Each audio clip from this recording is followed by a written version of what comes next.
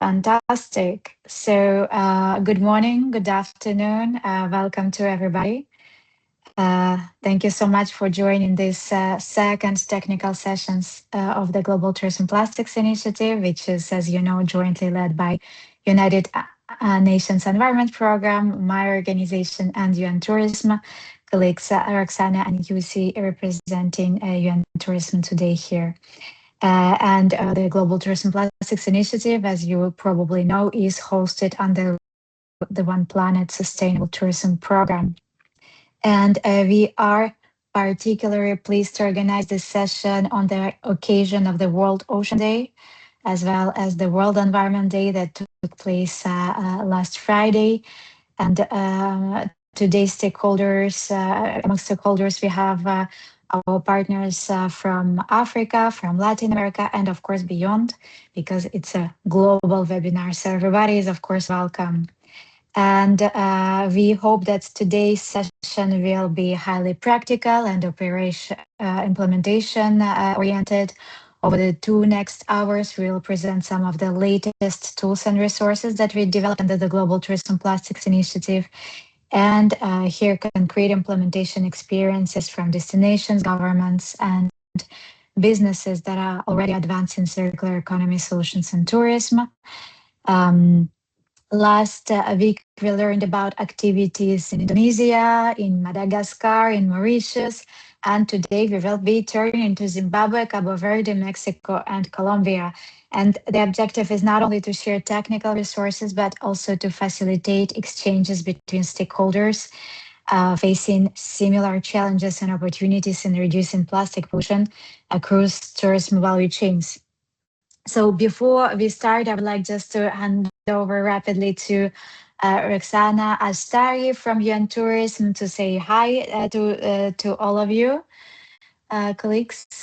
Hi, Roxana. Hi, Svetlana. Hi, Joe. Hi, everyone, colleagues. Good morning, good afternoon. That's really great to be here and see like people are joining. Thank you very much for organizing this second session. We are really happy to have this possibility to organize twice so we can have a wider range that we can cover all the zones, so we make our content accessible for everyone. So this is really, really commendable from our side also, and we really count on this like long-lasting, fruitful collaboration we have with UNEP, and we see that we are moving towards more concrete, tangible, supportive guidance to the sector, and we see that actually things are happening on the ground, are really making the impact on these important occasions, as you mentioned, Svetlana, on the World Environment Day, now the World Ocean Day. So we have really something concrete to celebrate. It's not just a celebration, it's just celebration with action. So we really value the participation of the signatories, what they are doing. And I don't want to take so much time, just want to get to more technical content, give the possibility, and we are here for support. Anything that you need, we'd be happy to get in touch. Thank you. Over to you, Svetlana. Thank you, Roxana, and thank you, Yusi, also for being today with us from UN Tourism side. So as I mentioned, I hope it will be a participatory session. There is a lot of content. Those who participated already in the last week session, you know, there is a lot, but a lot of also exciting things. So please don't hesitate to post your comments, questions in the chat throughout this webinar. And if we have enough time for a Q&A, I would be happy to have it. So let's see, fingers crossed.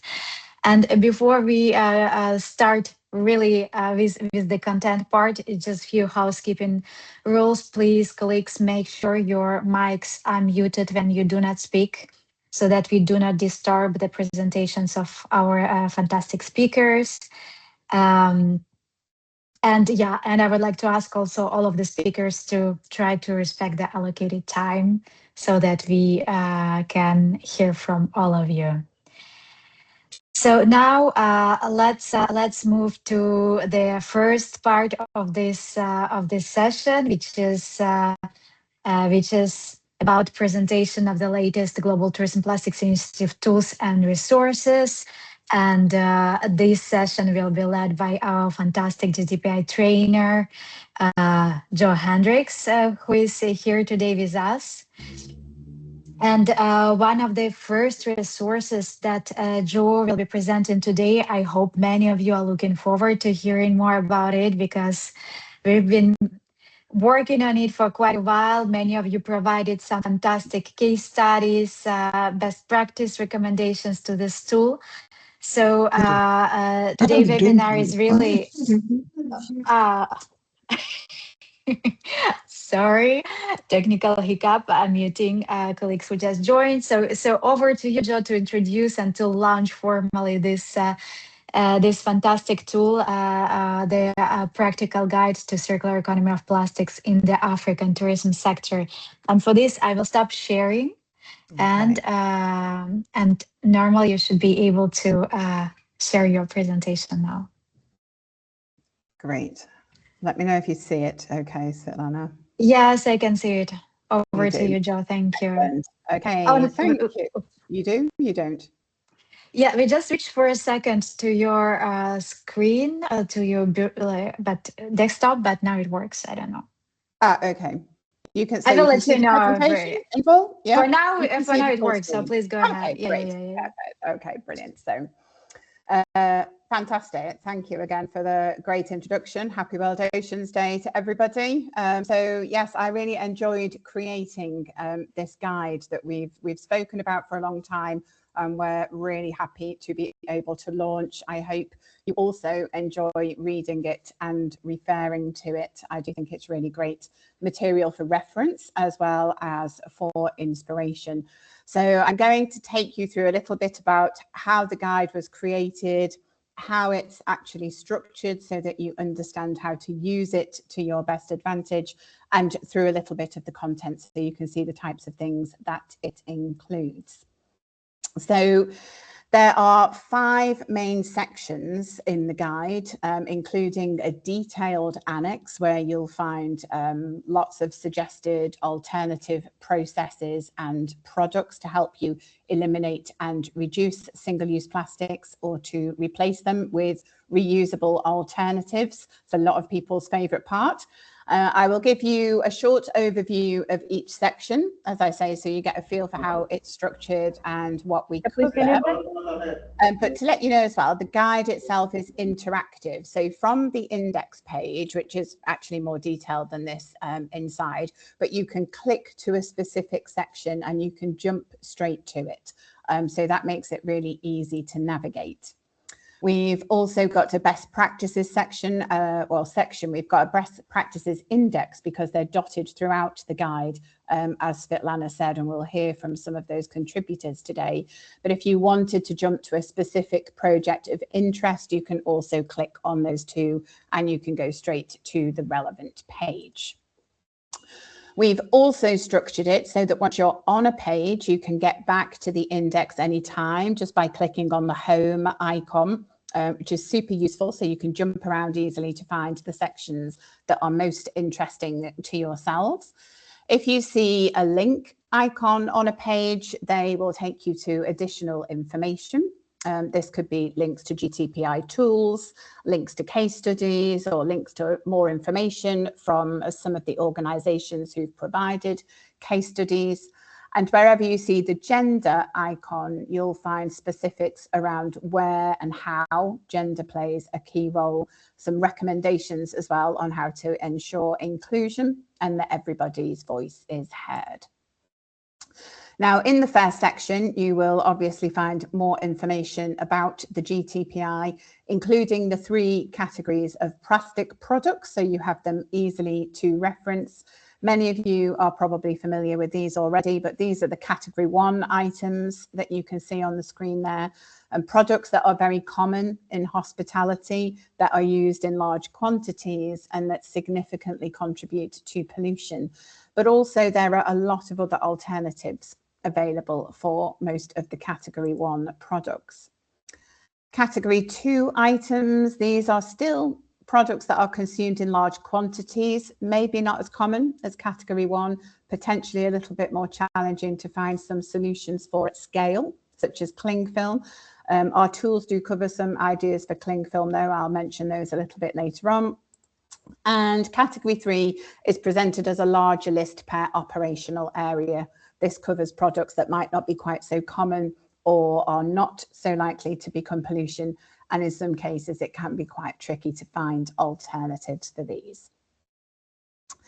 The next section looks at all the roles in the tourism plastics value chain. So we've grouped them into 5 role profiles, and you can see those on the screen.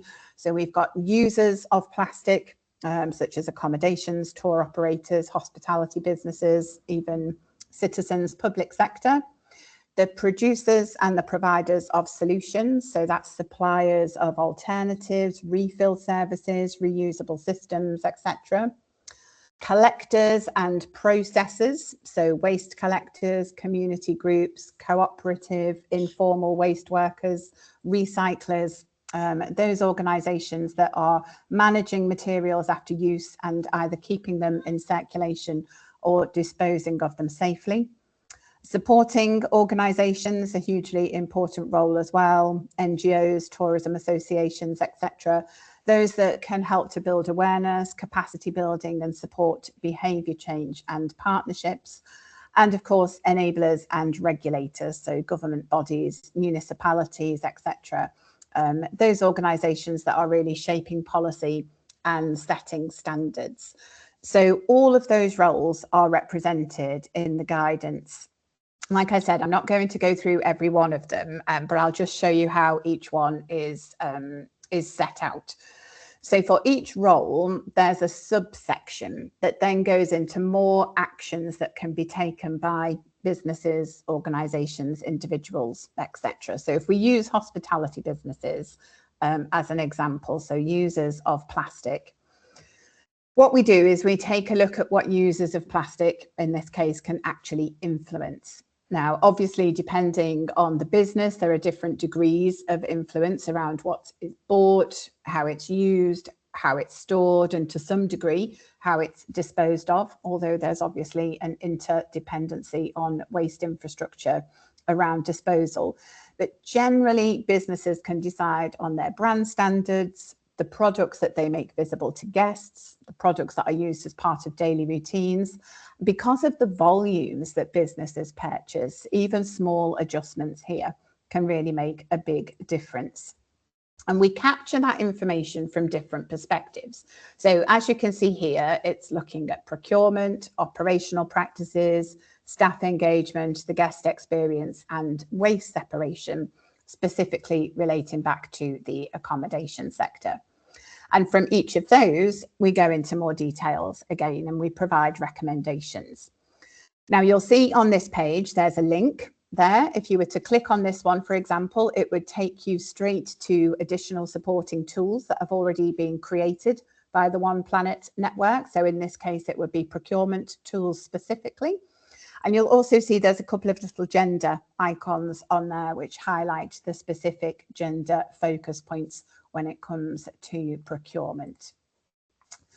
Throughout the guide, as I mentioned, we've included relevant best practice examples. So they've been highlighted with like a rosette and a thumbs up. You'll see those dotted through wherever they are relevant. And so, as we said, there's a section for each of the 5 roles. They take a very similar approach. For example, this would be the producers of plastic and solutions providers, so obviously key stakeholders. And in this case, we've included suggestions for collaboration, for how organisations can work together. And it's worth pointing out that a lot of these suggestions have come from people working in the field, as well as our own experiences in the team. So this is a great best practice, for example, that we saw in Mauritius, where the supplier of cooking oil switched from small 1 litre and 5 litre bottles to these really big refillable vats. Now, this came as a result of a green team meeting in the hotel and subsequent focus groups with the supplier. So that was a really good example of collaboration. NGOs, supporting organisations, development organisations. We have a number of supporting organisations on the call today. There are really great opportunities there for organisations like this to influence behaviour change in communities and in business environments. We've put some examples into the guide. So, for example, here, the Flip Floppy project in East Africa, Kenya region. That's a really good example of a community-led project challenging the normalisation of single-use plastics, and they work closely with communities, governments and the private sector. So you'll see again a link icon. You can click on that and you can go to find out more information about their activities and achievements.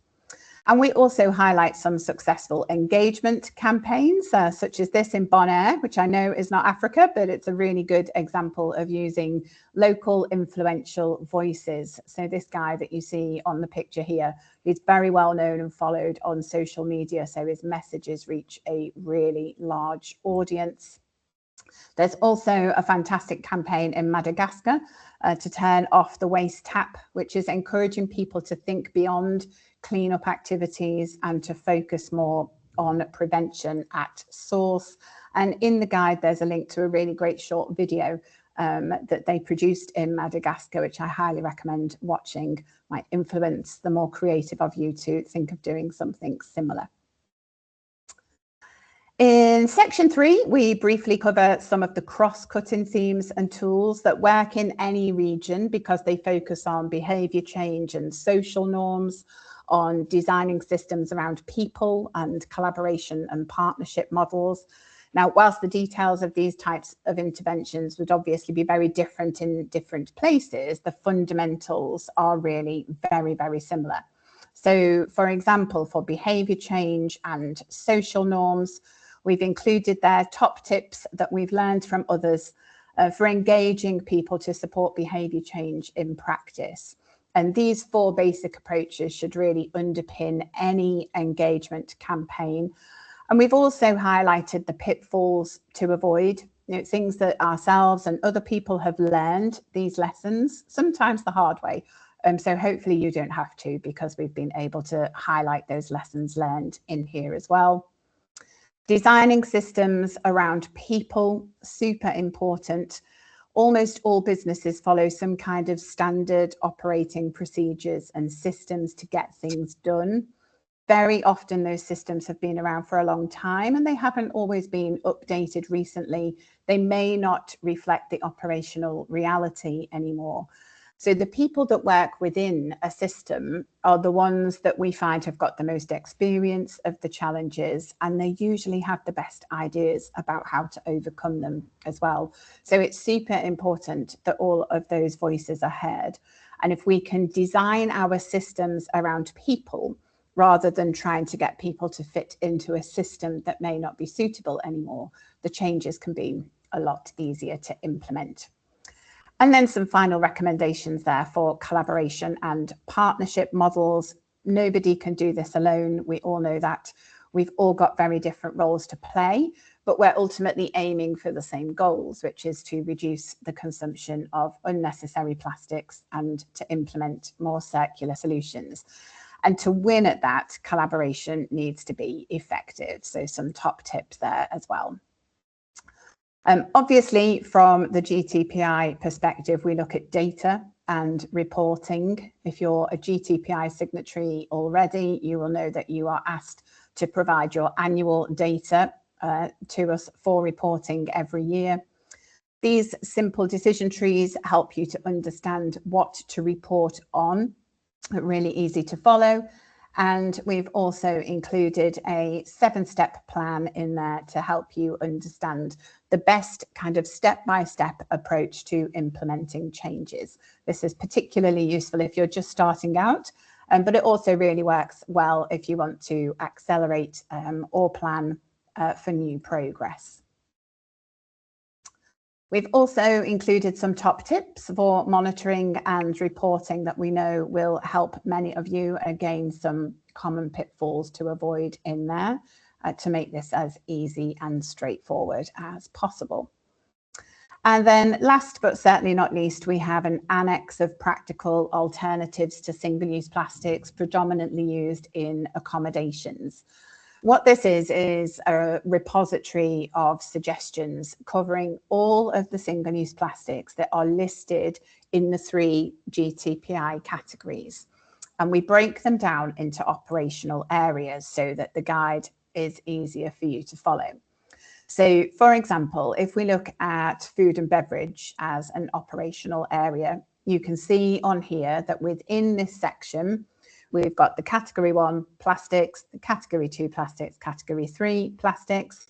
And as you go through the pages, you will find that we have listed all of the potential alternative products or alternative practices and systems that you could put into place to eliminate items completely where that's possible, or to implement reusable alternatives, or to really consider what some of the pros and cons of those changes will be. So, for example, we look at the operational pros and cons. We look at the issues you would need to consider between different types of materials. We include hygiene tips, for example, where we know that's going to be useful, because what we want to do is make sure that you have enough information so you don't solve one problem, but then create another problem in your operation. I mentioned cling film a little bit earlier because we know this is a very difficult product to find alternatives for at scale. We do have some really good examples in here of alternative ways to do things. And you'll see again, there's another link on this screen to a tool that we will talk about shortly for fact sheets and decision trees that really help you to think through all the different potential options for cling film. So we'll come to that momentarily. And of course, with thanks to many GTPI signatories and to hotels, accommodations and businesses that have joined us in our GTPI events around the world over the years, we've also been able to include some really great additional best practices. Links in here as well to some of the suppliers that are operating in Africa. So you can see those just highlighted slightly in blue. You can click on those, make contact directly with those suppliers. In this case study is from the Victoria Falls Safari Lodge. And we hear directly from them in the guide about how they actually implemented change, but also what their advice would be for others that may want to follow suit. So it's not just coming from ourselves at GTPI, it's the real lived experience from the hotels that have taken part in these initiatives with us. I'm not going to preempt this one because we have the great team of the Bayete collection with us today from Zimbabwe, who will talk about their activities themselves. So I'll pass and leave that detail to them. This is a great example that I saw whilst I was in a hotel in Cape Verde. They actually prioritize encouraging guests to refill water from larger bottles, but they also know that some guests do want a single-use plastic bottle of water. How they've done this differently is the refills are free, but the single-use bottles cost €1, and the money from that is donated to a local conservation charity. So slightly different way of doing things, but it suits that operation well. Attitude Hotels, if you joined us last week, you would have heard from those. They have got a fantastic package-free minibar in their hotels in Mauritius, which is super interesting to see how that works and how the guests enjoy being able to be part of that. Recommend that you look that up.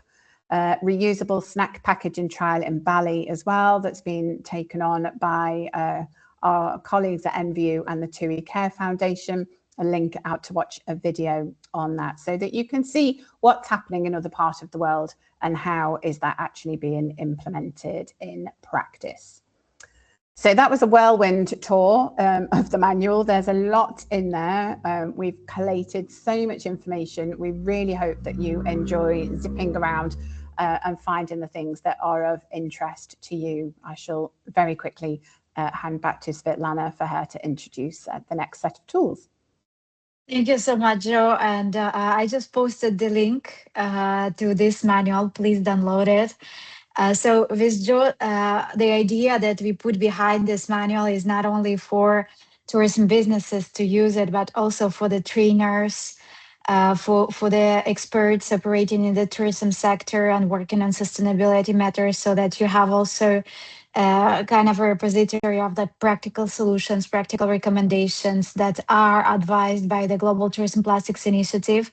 that are inspired, taken from all of the guidance, all of the tools that we have developed. And you basically can use it also as a teaching tool, as a training tool. So, and as Joa showed, there is like a lot of super practical information. So it's directly implementable. So please take a look, provide us feedback if any. We would be also really interested to hear from you. And then the second tool Joa will present now, it's also one of my favorites. I always say it because I think it's just very practical and very well developed, thanks to our fabulous Joe. And it's the GTPI guidance on reuse. Basically, we started this work by asking our GTPI signatories just to identify what are the plastics items that are the most difficult for them to eliminate from their operations and replace with reusable solutions. And we really focused on those because our main concern is really always to make sure that the guidance and the tools we provide are as useful as possible. So over to you, Joe, to run us through this fantastic tool, and I will at the same time post the link to it so that you colleagues can download it. Thank you. Fabulous, thank you. So this page is in the guide as well, so you can access the tools directly from the PDF. It's at the end of the guide, and this is, as Svetlana was saying, we really wanted to go into a lot more depth about how to tackle some of those really challenging plastic items. And so, as Svetlana said, and as many of you know, we create our tools via consultation with signatories. And these were the items that the signatories highlighted as being the ones that they were finding the most challenging to eliminate, reduce, or replace. Sometimes because alternatives are not necessarily widely available, sometimes because the operational practices behind aren't always clear to people how they can implement them without impacting on the guest experience, for example, or how to communicate the changes better. So these items came up as the main ones that we focused on in this toolkit. Now, you're not going to be able to see everything clearly on this slide. It is quite small, but what I want you to show is just kind of like the 3 steps that we've gone to for each item that was listed there. So I'm using cling film as an example. So what we've done for each of the items is we start with a fact sheet, which is the first image that you can see on the left, and we provide some concrete suggestions for alternatives, which is the sheet you can see in the middle. So you'll see there's 5 potential alternatives for cling film in there. And then we look at the really important operational impacts. And so that's where we break everything down. For each of the suggested alternatives, there is then this table that you can see, which is on the right-hand side, where we cover the potential impacts on staff. Now, that could be positive and negative in terms of time, for example, and engagement. Any potential impacts, again, positive or negative on the guest experience, the time frames that it usually takes to implement changes like this based on the hotel experiences, people that have done this already, and the potential cost implications, so that return on investment can be calculated. All super important concerns that we know that hotels and accommodation providers have. So they are all covered within this toolkit. Then, to complement the fact sheet and the information on the alternatives, we've also included a set of decision trees. These include, at a glance, the pros and cons, so they help you to understand those potential impacts very quickly. The decision trees have actually proven to be really popular tools with anybody that uses them. So there's a decision tree for each of the products that we mentioned earlier. And we've also included case studies from hotels that have implemented changes. And we ask them to tell us in their own words about the operational and financial impacts, plus any real challenges that they faced and how they overcome them, so that, again, we can help others to avoid any time-consuming or costly mistakes. So I hope that you find the reuse toolkit useful. I'm sure some of you will have downloaded it already from the link that Svetlana's provided, but it is there in the guide. You can access it directly from there as well. Thank you so much, Jo. Yes, I hope everybody is getting now as excited as I am about this tool. But for sure, Jo, I'm one of your biggest fans. But I hope the club, your fan club, is expanding after every GTPI webinar session. Anyway, no pressure. I suggest now we move very rapidly to our last tool that Joy will be presenting today, which is a self-assessment toolkit. And this one, it went through several iterations because we did realize that the first version that came out was way too complicated. We had fantastic colleagues and partners who actually piloted it on the ground, used it with hotels. And yeah, and Joe integrated the feedback and made it better and simpler. So now I will share with you this self-assessment toolkit. Link in this chat while Joe will be presenting it and showing it. But please, I hope we will have your attention on this one too, because it's a very, very useful tool that you can really use in the operations of your hotels. It works also for cruise operators as well, just really to assess what plastics you're consuming and what should be really the plastics to address in priority in terms of elimination, introduction of reuse.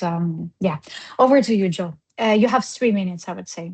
Excellent, thank you. So there's a kind of overview on the screen there that's obviously going to be very difficult for people to watch. So what I'm going to do is I'm going to open it up in real life. If I stop sharing this screen, and I'm going to share my actual computer. So bear with me 1 second. So as Svetlana said, I was a little bit too ambitious in the beginning with the type of data that I wanted to be able to collect, and it really was too complicated for people. So thanks to field testing, we've made it much simpler. You're seeing the spreadsheet, Svetlana, on the screen? Yes. Yes, excellent. Okay. So it's really a super easy list that you can either fill in yourself or you could split amongst your team to fill in, and it's broken down into those same categories that we saw on the screen earlier, the 3 GTPI categories. How would you use it? You can either print it and you can go around the hotel and you can mark little crosses for these items that are GTPI items and the operational areas where they may be used. Or you could fill them in directly in the Excel, as I've done here, and you will automatically start to see your results. So if we use this as an example, imagine that you use garbage bags in all of these different operational areas, which extend a little bit further along, as you can see. Imagine that you maybe are using as well the mini toiletry bottles, you've got toothbrushes in guest rooms, for example. What it will do is you will start to see the number of category 1 products that are being used in operational areas here at the bottom. But if you scroll over, you'll also start to find a bit more of a summary set. So you'll see that you're using garbage bags in 5 operational areas, mini toiletry bottles in 2, for example, and your total operational uses here are 8. So we've got category 1 products on one tab, we've got category 2 products on another tab, category 3 products, which is obviously a longer list as you scroll. And there's also a questionnaire where you can rate your management approach. I'm just scrolling through this very quickly, whether that's on communication, procurement, or general management style. When you go into the overall results page, what it will give you is a total straight away that you can see the number of category 1 products that you've got in use, category 2, category 3, and those operational areas. So you can see at a glance wherever it is that the single-use plastics are being used. If you want to print it out, there's a printable checklist here so that you can use that really quickly. And then the accompanying document to this helps you with your reporting. So this is the purchase record. Now, again, this is split into GTPI categories, as you can see here. and you can choose the categories from a drop-down menu. So like you'll see that I've done here, you may have garbage bags, but you may have very different sizes. You may have many different sizes of garbage bags. We record the weight for each item because you know you need to record your volumes for GTPI so that you can record in total volumes. If you weigh an item once and you put that weight into this column, every month you can write down the number, or you can jot in here the number of units purchased. If you want to put the price, so you know the cost for yourself, you can do that. You put your guest nights for the month up here, you will automatically get a calculation of the cost that it's costing you to buy these single-use plastics per guest night and the unit consumption per guest night. So in this case, it would be 3.3 products per guest night. And if you scroll all the way over to the end, what it's really helpful for, as you will see, is it will then start to automatically record the volume. So you know if you are reporting for this particular year, 2026, your category 1 products to GTPI, you've got 60.6 kilos of plastic of category 1 products. Simple as that. Does it for all of the product categories, and it goes across to 2030, which is the time span for the GTPI initiative for the time being. And this here will calculate your full year if you're filling it in from January through to December. So super easy to use them together. I really hope you find them useful. Would love to get your feedback. You could use it for day trip cruises. You could use it for overnight stays. I saw that flash up. You can use it for anything. So because it's literally the products. You may want to change your operational categories potentially. You could do that, but you will be able to calculate your products really easily in whichever sector. Thank you so much, Joe. And we call it self-assessment, self-auditing tool, but that's also the tool that we are using with Joe when we are delivering trainings and field audits on the ground. So it's a very complete tool, and you can use just small bits of it or use it in a comprehensive manner. It's really up to you. And if any questions with regards to the tool, you can always reach out to us, and we will be happy to guide you through it. So, colleagues, let's be very disciplined. Do you have any questions specifically to the 3 tools that Joe presented? I will just take advantage of the fact that I'm sharing my presentation, and while I'm sharing it during a few seconds, you have a window to shoot your questions to Joe. So if you have any questions, you can type them in the chat or raise your hand, and we would be happy to respond to your questions. Yes, I see a hand raised from Maria Alcioli. My apologies if my pronunciation is bad. Please, Maria, jump in. Hi, can you hear me? Not very well. If you can speak a bit up, this would be fantastic. Sorry, let me see my microphone. No, we can hear you now. Please, please. Yes? Okay. Better now? Well. That's much better. Yes. Thank you. Good, nice. So thank you very much, Svetlana and Joe. This is very useful. I'm from Vivrio, an NGO from Rio de Janeiro, Brazil, and I'm working as a consultant to the Plastic Reboot project in Brazil. I'm not sure if there is only people from Plastic Reboot here today, but the program is just starting in Brazil this year, and it's focusing exactly in reducing single-use plastics use in the Horeca sector, hotels, restaurants. Oh, great. So we need a lot of help because, I mean, this is a challenge. For example, I already know the GTPI methodology because in 2023, I worked for the Circular Beach project from the European Union in Rio. And then I adapted a little bit the methodology. And now I see this simplified tool, the last one you presented, Joe. Mm-hmm. And we need to apply an assessment, a diagnostic in the establishments very soon, in like 3 months. And we would love to understand how this could work, like, because it is self-assessment, but we will have people trained to apply the diagnostic methodology in the establishment. So I was wondering how to do that, because how long does it take to feel that? Does it work with people going there and doing the diagnostic with the establishment, or it needs to be a self-assessment that takes days to fulfill, or someone or something like that? So if it's not possible to answer this like now, I would like to get in touch later. Thank you so much. Thank you so much, Maria, for, well, first of all, for connecting. It's fantastic to know that there are colleagues from Plastic Reboot Project here. That's actually great news. This webinar is mainly Global Tourism Plastics webinar for the network, but we decided to open it globally to our other partners and stakeholders. So it's fantastic to see that there are other projects addressing the topic that are connected. Maria, we would be very, very happy to run you together with Joe through the details of this, together with your team, other colleagues, presented in details, share all of the approaches. Basically, what we usually do with Joe when we can't train people in person on the ground is that we just organize some online technical sessions.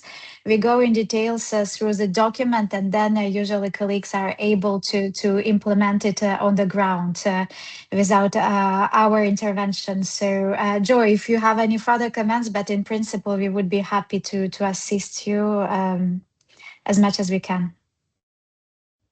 Yeah, I think if we organise a separate opportunity to connect around it, and we can go into more details about that. But it is quite straightforward, I must say, once people know how to use it.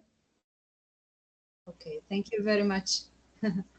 How do I get in touch with you? Do I put my email here, or? I will post my email because there are some other colleagues who want to be in touch with one another. So I will act as a liaison. I will post my email address in the chat. Okay, great. Thank you so much, colleagues. Any specific questions on the tools? Otherwise, we will continue because the time starts. Okay. I don't see any hands raised. So very briefly, before we move to the updates from our different countries, just a very brief update on the extension of the Global Tourism Plastics Initiative until 2030. So Global Tourism Plastics Initiative Network knows initially GTPI was launched between 2020 and 2025. And following the extension of the One Planet Network, and it's by the United Nations General Assembly, the initiatives under its banner were also extended until 2030.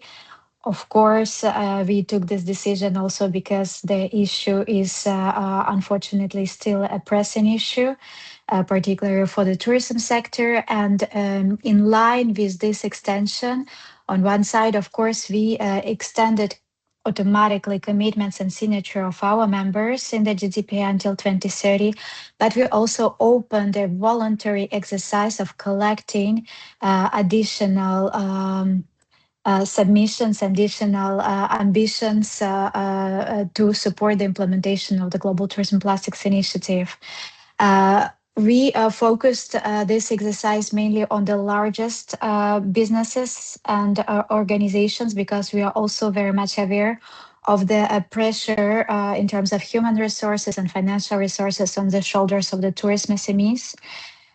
So that's the reason on which we focused on the largest stakeholders for this specific exercise. But of course, if any of you present here feel like you also wanted to submit a voluntary commitment with additional targets under the Global Tourism Plastics Initiative, we would be absolutely delighted to reflect them on our platforms. And here you have a snapshot of the stakeholders who submitted to us increased ambition commitments, and you have a very large accommodation providers, tour operators, and supporting organizations.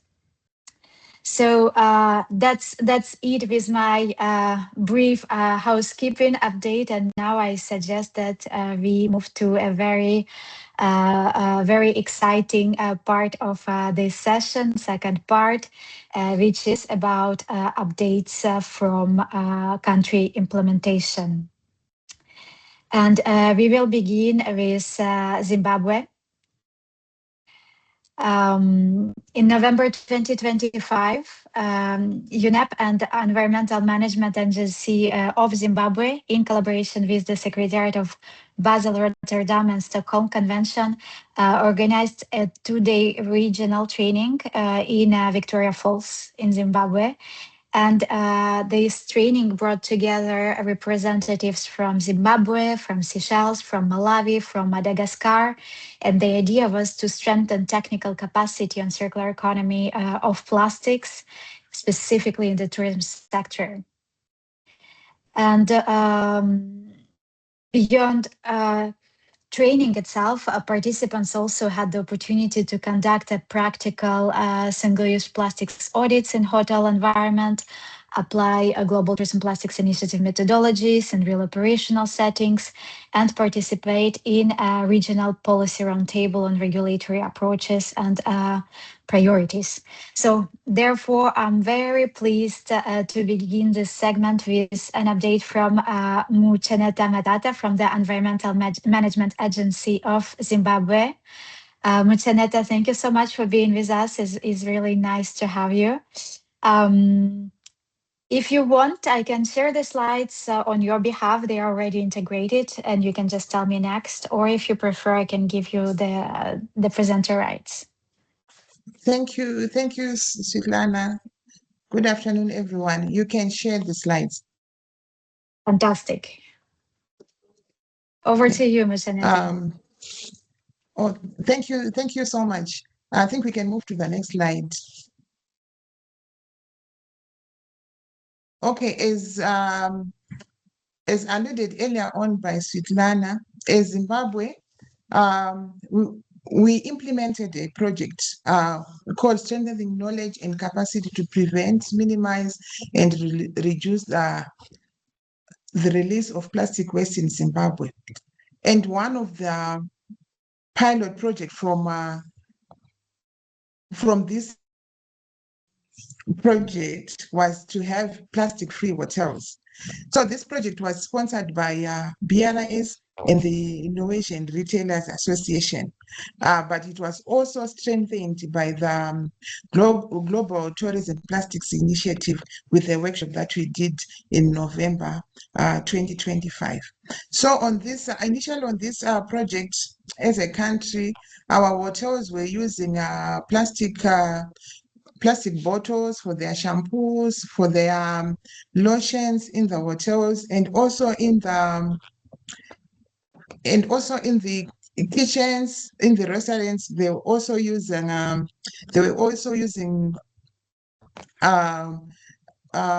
cutlery, plastic cutlery, like our forks, like our knives, like as seen on the photos here, the plastic bottles. And also waste was not being separated, waste was just being mixed.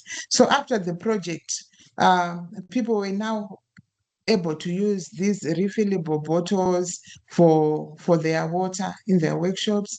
And also they were able to use some cloth laundry bags instead of the plastic bags. We can move on to the next slide. From the project that we were doing, I will take, for instance, the Victoria Falls Hotel. They had about 149 rooms for their guests, and each room was going to be given 5 bottles of toiletries. You can see how much plastic they were producing a day. And after the project, they were now able to reduce about 221,000 bottles from getting into the environment. And also now they were now refilling their containers for the lotions using the 5-liter bottles. The other thing that they did with this project, they we're also now using some refillable containers for their guest rooms instead of putting in some single-use plastics into their rooms. They are now using bottles. We can move on to the next slide. Then in November 2025, this project was strengthened by the Global Tourism Plastic Initiatives, whereby they conducted a training workshop in Victoria Falls, where we see more than 30 hotels and lodges came for this training. And this training was there to support tourism businesses and supporting institutions to prevent and manage plastic pollution in the tourism sector. They were doing it by advancing circular economy solutions and sustainable alternatives to single-use plastic. Like what I was saying, now they were taught about using refillable bottles, not using single-use plastics. And also, this project also built technical skills to some of our hotels and lodges here in Victoria Falls. As we all know that Victoria Falls is one of the it's one of our tourism destinations here in Zimbabwe. So they really need to be very conscious about the environment. We've got so many wild animals in that area. So there's really need for us to make sure that we don't just dispose plastics everywhere in Victoria Falls. And also this training workshop was promoting green skills, entrepreneurships for women and the youth. We can see from the presenters who were there are some initiatives that are being done by women to collect waste from the environment, and these people were also there at this workshop, and they were capacitated. As Switlana earlier stated, it was a regional meeting. There were some people from Seychelles, Malawi, and other countries. So we're sharing experiences on how to manage the plastic waste. And the training was done by Jo. She was our trainer. She was very patient. She was able to teach us how to manage plastic waste. You can see on the photos, we had to do some exercises, real practical exercises in the workshop, like what she was saying earlier on. And we also managed to go around the hotel that was hosting us there. We did an audit. That was Azambezi. We did an audit of the plastic materials that they were using in the hotels. And also there was that issue of cling wraps on our food. They were told that we don't need to use cling wrap, you need to use reusable plastic.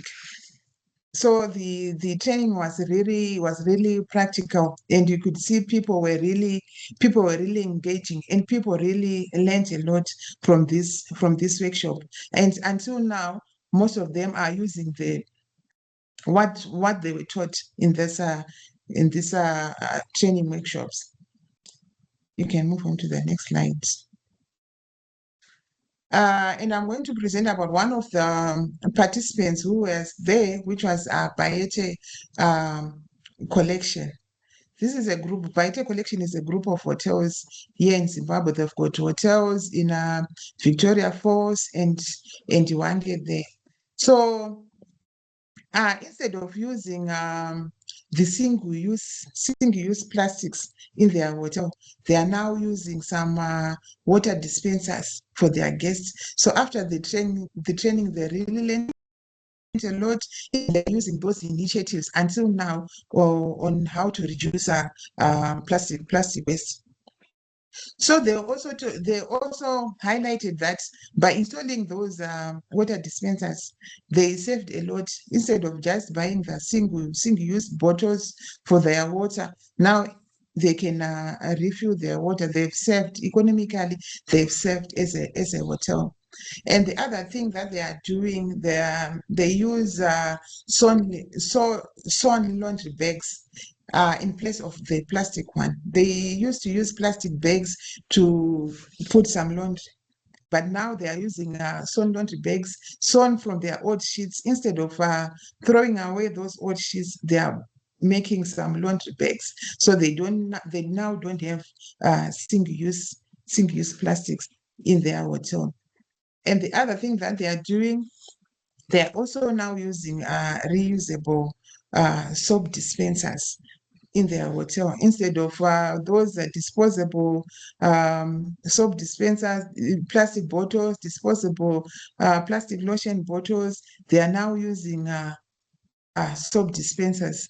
So this workshop really helped a lot in most of our hotels here in Zimbabwe.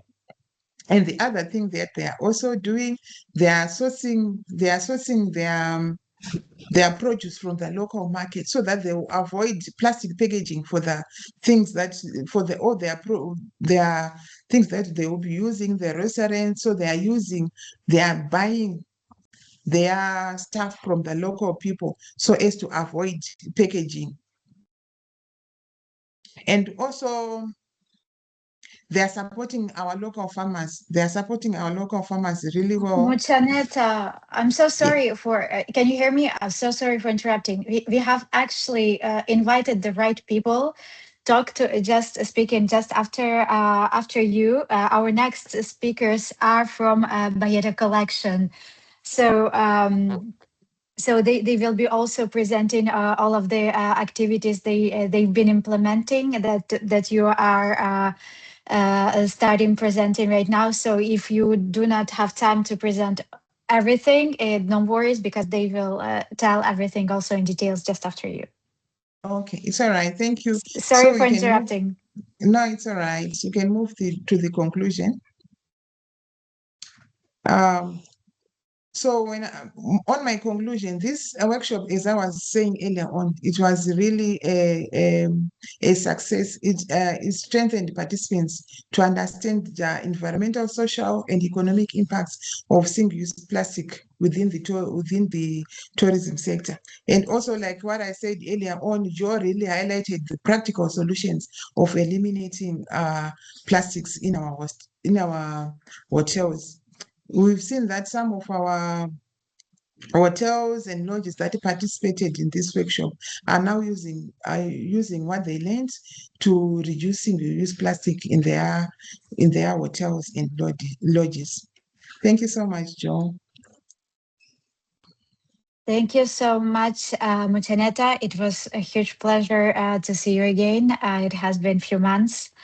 And also, I would like to extend to you, of course, the proposal that we do to other destinations with which we are working.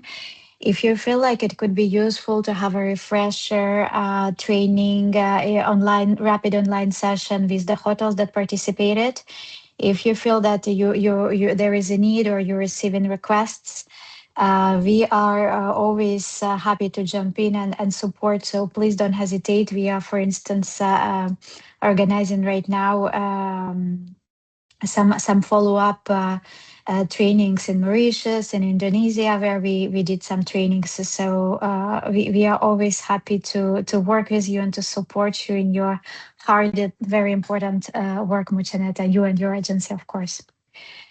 Thank you. Thank you. And now, as I just mentioned, we are very much looking forward to hear from colleagues from Bayeta Collection, Zandil and Chengetai. My apologies for my pronunciation. Colleagues, thank you so much for joining us. We hugely appreciate your time. So I will be sharing the slides, and you just tell me next whenever you want me to change. Over Not to a you. problem. Hi, good afternoon, everyone. So I'm Chengetai Nyakuchka and my colleague Sandile. Chaneta had preempted most of the stuff, but nevertheless, we are still going to elaborate more on the initiatives that we've been doing as the Bayeta Collection. So I'll hand over to Sandile, and she's going to tell us more on the initiatives that we have been implementing. All right. Good afternoon, everybody. I would first and foremost like to say I'm very proud that we seem to be aligning with everything that is happening within the initiative. And it's good news that we do have things that are recognizable at the moment, aligning with such a big cause. There's a lot that people do every day in their lives that they do not know affect the future. So contributing to this plastic population-free tourism future is of essential use for us. And as an organization, as the collection, we are proud to say we are going to stick to the initiative and definitely work towards making sure that we increase on our footing when it comes to all the sustainable initiatives that we can contribute to. So in line with the eliminate, innovate, and circulate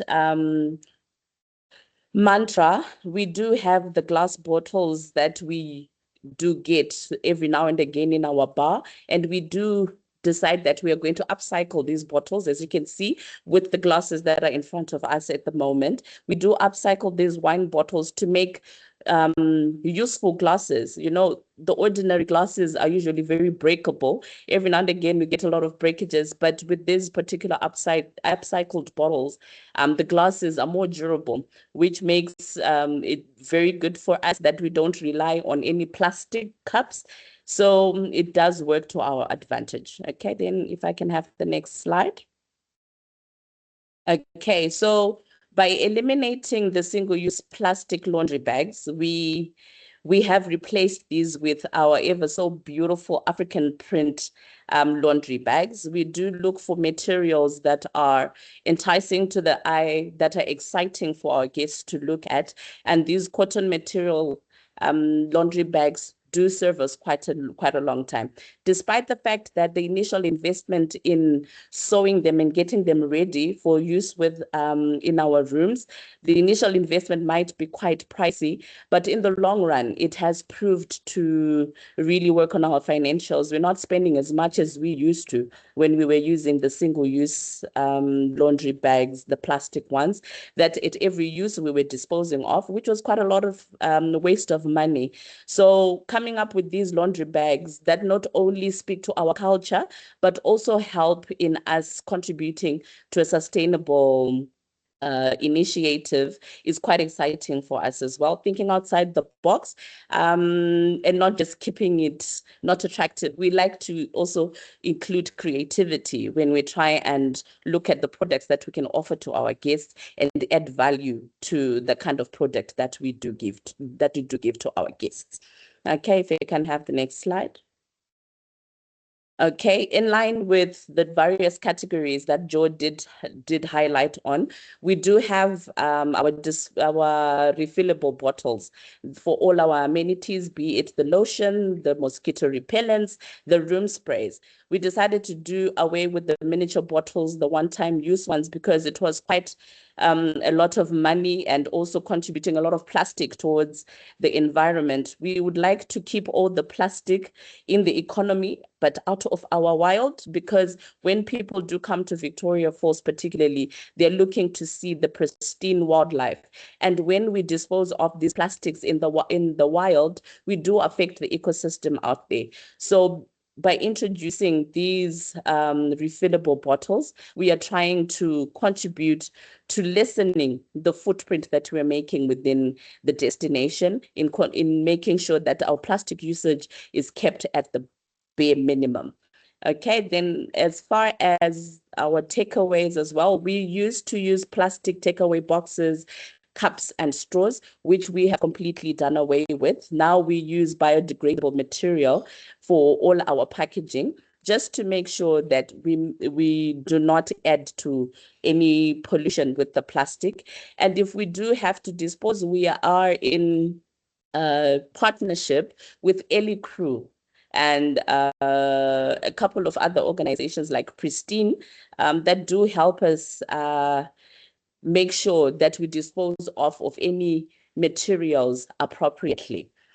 And we are happy to say when we did introduce these biodegradable materials, we did see quite a good reception from our guests. It's the small things that people look at and notice, and we don't realize how much of an impact they make in the continuation of the business and the continuation of the service that we offer. So it is a proud moment for us to be part of the initiative as it is. If I could also have the next slide. I'm so sorry. I don't think I have more slides than this, There actually. is no. Oh, is it? Okay, not a problem. But generally, I can attest to the fact that the tool is not being looked at and being left alone, you know, coming through one ear and going out the other. We are in the destination trying to implement as much as we can. You know, a lot of people globally would understand that Africa sometimes decides it might be a little behind the rest of the world, but be rest assured, within the destination as Victoria Falls, there is a big effort to make sure that sustainability carries forward. And especially when it comes to plastic, we are very passionate about making sure that we keep our pristine wildlife as it is, and making sure that we offer conditions that allow for our wildlife to flourish and for everyone to come through to Africa and see what we are best known for. Thank you so much, Letvana. Thank you so much. It was super inspiring and extremely nice to see the fantastic work that you're doing, and it was a huge pleasure working with you guys in Victoria Falls. You do have a fabulous community. They are really working relentlessly and inspiring each other. Joe, you're our trainer. You have any reactions, any words on this fabulous work that was done since we left? So it's not like me to be stuck for words a lot, is it? But it happened last week and it's happening today, because it's just so fabulous to see how much is still going on. The momentum hasn't waned at all. It's got stronger. It's accelerated on everyone's behalf. It's great to hear from Muchinetta. We didn't meet Zara necessarily when we were there. We met your colleagues, but what we learned and being able to include what you're doing in the guide as best practice has just been fabulous. And really thank you for great leadership. It's great to see from the hotels and the destination. It's really brilliant. Thank you so much. Thank you for your precious time, and yeah, we are very grateful for you inspiring us all of here. So, without any particular transition, I suggest, for the sake of the time and the agenda, we move to our next destination, which is Cabo Verde. And the update about this destination will be shared by both Joe and myself. Joe, we are running a bit out of time, so let's try to do it as fast as we can, while still transmitting all of the exciting work that we are doing, because it's a very interesting project. So it's I will present you actually two projects that we are currently implementing in Cabo Verde. One project specifically focusing on the island of Boa Vista, which you can see on the screen, which is called Building Public-Private Partnership to Boost Circular Economy of the Tourism on the Tourism Island of Boa Vista, which is implemented together with UNIDO and UN Habitat, and it's a joint SDG funded program. Why Boa Vista? The island is actually the fastest growing tourism island in the country. And it's really also provides a very interesting context for the work.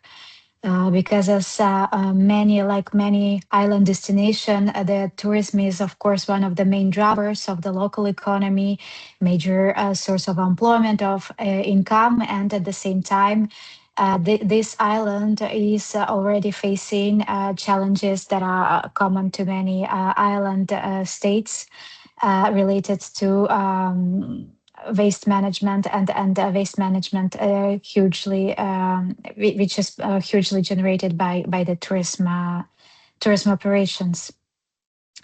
Within this project, we have 3 UN agencies that are contributing in a complementary manner. Colleagues from UNIDO are leading work related to the development of public-private partnership model for the integration of solid waste management. This year, they are leading on the development of the feasibility study for the design of the governance framework for this public-private partnership. The idea being to implement a comprehensive waste management infrastructure on the island.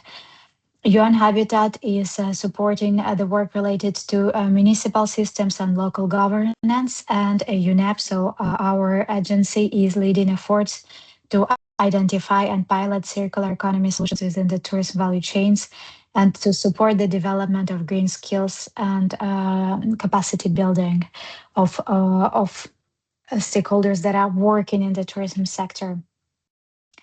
So the project is not focusing solely on plastics. It has a broader circular economy perspective, and it examines multiple material and waste streams relevant to tourism sectors. So of course we have plastics, but we are also looking at food waste, at glass, at paper, and cardboard. And we also looking at opportunities to improve resource efficiency and strengthen sustainability of tourism value chains more broadly.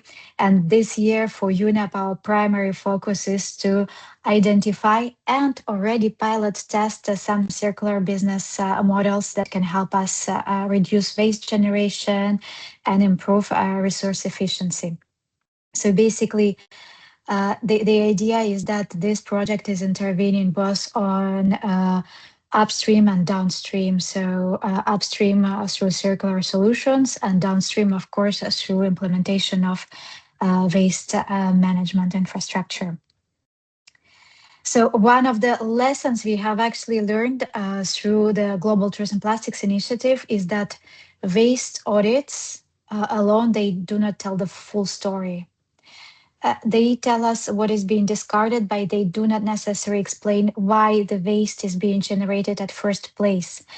And for this reason, specifically for this project, UNEP developed a practical assessment methodology that bridges on one side procurement and on the other side waste management. And the objective is to close what we often refer to as a data gap between purchasing decisions and between the waste generation. So the methodology is really aiming at combining two complementary data sets.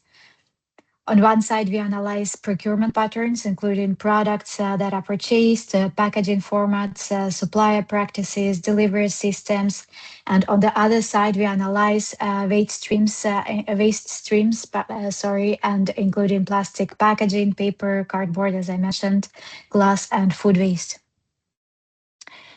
And basically, by combining these two perspectives, we can identify not only where and why waste occurs, but also where prevention opportunities exist upstream.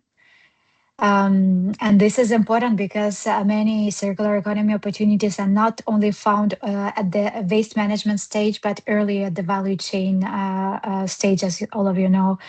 So we are, of course, talking about solutions like reuse systems that were mentioned already today, refill models, returnable packaging, also different supplier arrangements, bulk purchasing, local sourcing solutions, so on.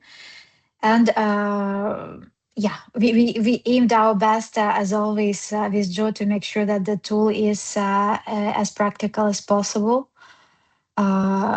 And at the same time sufficiently comprehensive to have us to have a very consistent baseline across participating businesses.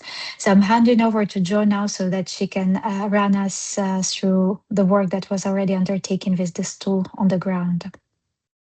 Brilliant, thank you, Svetlana. So very briefly, we have 9 hotels engaged at the moment in Cape Verde, which is fantastic. And just last week, I was there with the team on the ground who are joining us today, I believe, as well from Target 8.9. So we have Amanda, Carmen, Nalani and Miguel, who are supporting the work in Boa Vista.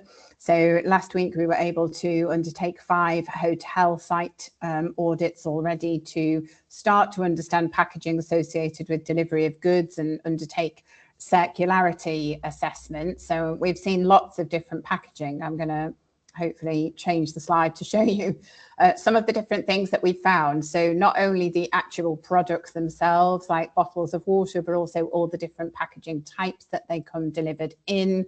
And there are many, many formats, which has led us to having a bit of a review of the methodology to make sure that we capture everything that we need in as much detail as possible whilst keeping it practical. We've seen the difference between returnable solutions there and single-use solutions, which was just a great opportunity to highlight via a really easy photograph. So we know that there are already some great practices going on in the destination. We're hoping to be able to replicate those. And we've been doing a lot of work to weigh the empty packaging because what we want to do through the procurement is to understand the volume of packaging or the volume of products, if you like, the primary packaging around them that's related to what's actually purchased in the first place. So whilst a lot of this will be using systems to help us analyse, we are actually undertaking a validation exercise. Amanda in the team is doing a lot of that on the ground so that we can show that these estimates that we're creating are real. And we're also weighing the waste, as Svetlana said, food waste, packaging waste, etc. So we've been engaging heads of department and operational staff in the hotel to help them understand how to do that. And then over the next weeks, we'll be consolidating all of this data with the idea of being able to get a kind of kilos per guest night for the different types of products that are procured, the different waste fractions. We'll be undertaking some more staff interviews as well to get feedback on what they believe is possible and what they could do in their businesses. The engagement of suppliers has already started so that we can find these potential pilots, and we're planning for a circularity workshop as well as staff training as well in the coming months.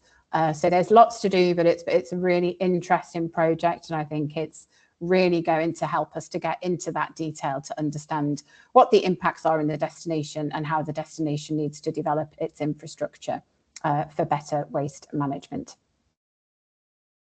Thank you so much, Joe. And I see that colleagues from Boa Vista are also connected, which is nice. Hi, colleagues. Thank you for joining us today. Very briefly, this work that we just presented with Joy is also complemented by another intervention specifically on plastics. In collaboration with the Basel, Rotterdam and Stockholm Convention in Cape Verde more broadly, and the idea is for this second project is to focus specifically on plastics in the tourism sector, so a bit more traditional GTPI intervention types. This project is ongoing in parallel at the same time as the project in Boa Vista. And for the plastics interventions, we will be focusing on the island of Sal, which is the most touristic island in the country of Cape Verde, as well as São Vicente. And the idea would be also to adapt the similar methodology as GTPI did in the previous projects, start with bilateral assessments using our assessment methodology that Joe presented in the beginning of the session with our local coordinator, do the assessments to understand what tourism businesses are purchasing in these islands, how they are consuming plastics, what are the potential alternatives existing on the ground, and then using all of this data on one side, develop in-depth training that would be really adapted to the reality of the stakeholders, specifically in these two islands on one side, but also use it as a baseline to start working bilaterally with all of the participating hotels on the implementation of the solutions. And then in the end of this piloting implementation phase. Towards the end of the year, we will undertake a new assessment. We'll see how things went, what was the challenges, what type of solutions were actually successful and can be replicated at scale in the coming years. And really get ready for the next steps, basically. So that's very briefly the project in Cabo Verde. I know this is really a lot of information, so just I will maybe pause for a second to see if you colleagues have questions with regards to the projects in Zimbabwe and in Cabo Verde. And as you have could see already, our next topic will be Mexico. But let me just stop for a second to see if you have any hands raised, any specific questions, and if not, I would be delighted to move to the next section of this webinar. Yes, Deborah, please. Hello, Svetlana, Hello, Joe, thank you for everybody. joining. Oh, thank you for the invitation, and the presentation was amazing. I'm learning so much, and I'm so excited that you are in Cape Verde. Joe and Svetlana, you probably already know, but in Cape Verde, one of the since ever problems we have is the after collection of the waste management. Are you working with that? Do you have any tools to work with it? I don't know. Are you going to work on this issue? And we also have one of the biggest problems also, you probably know, is the marine debris, which is quite difficult to address. So as you already have so much knowledge and experience in other countries, I'm just curious to know if it's something you're thinking of. Somehow we know that it's not easy to address now because it depends on other countries, but well, just wanted to know what's your idea on this. Thank you. Thank you so much, Deborah, for a very good question. Um, so basically what we do in terms of if I understand correctly, in terms of downstream and also in terms of prevention of marine debris or also management of the marine debris when they occur. So first point, specifically in Boa Vista, we do look also into waste management under the leadership of UNIDO. So in the island of Boa Vista, that's our ambition to have really a comprehensive approach. And then in terms of other, specifically waste management of plastics, basically Basel, Rotterdam, and Stockholm Convention Secretariat, so BRS Secretariat in short, they are managing this, our colleagues, a much larger project on plastics in Cabo Verde, and they are planning indeed to address the aspects related to recycling, upcycling, and further waste management of plastics in the country. So this is other issues they are looking at right now, and I would be absolutely happy to introduce you to the colleagues on the ground to see how we can connect the dots.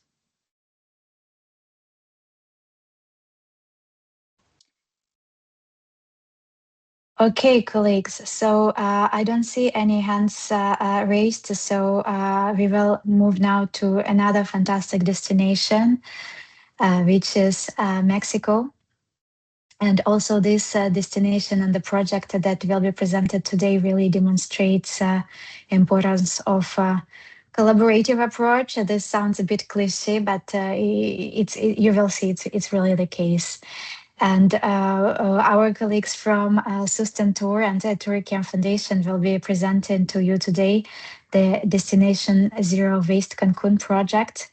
By the way, Cancun is the first municipality in Mexico that joined formally the Global Tourism Plastics Initiative. So we're very honored and grateful that we are starting our interventions in Mexico with such a fabulous destination.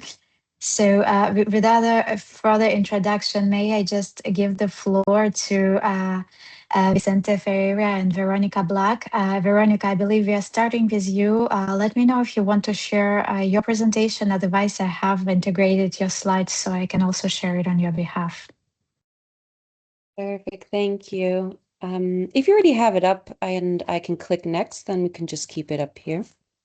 Yeah. I'm not sure you will be able to click next, but let's try. Otherwise, I will just change it for you.